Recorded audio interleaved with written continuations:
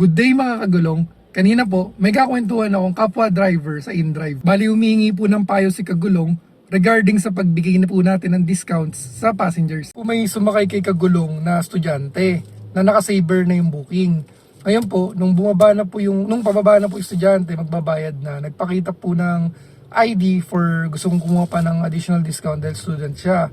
Bali hindi na po pinagbigyan ni Kagulong kasi meron ako ng discount sa saver nga. Tinatanong sa akin ni Kagulong if tama daw ba yung ginawa niya. So yun po no, para na rin po sa bago nating mga kagulong at sa ating mga minamahal na pasahero, kapag naka-saver na po, hindi na po tayo pwedeng humingi po ng additional discount na. Kasi pag naka-saver na po is discounted na po yun. Sa pagkakaalam ko po, pag saver is 20% discount na.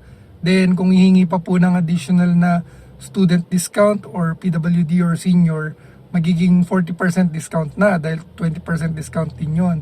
Kawawa naman po ang ating kagulong na magiging 40% yung ibabawas nila sa kanilang fares na sobrang liit na po yung kikitain nila. Kung ang passenger naman po natin na student, senior or PWD na nag-book na hindi naka-saver, doon na po sila pwedeng humingi ng discount. So yun mga kagulong no, alam ko napaka-common na itong vlog topic natin ngayong araw. Marami nang nakakaalam nito.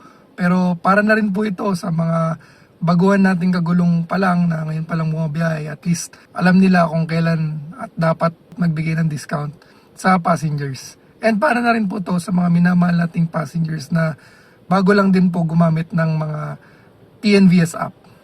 So yun po, drive safe po tayo. Ingat!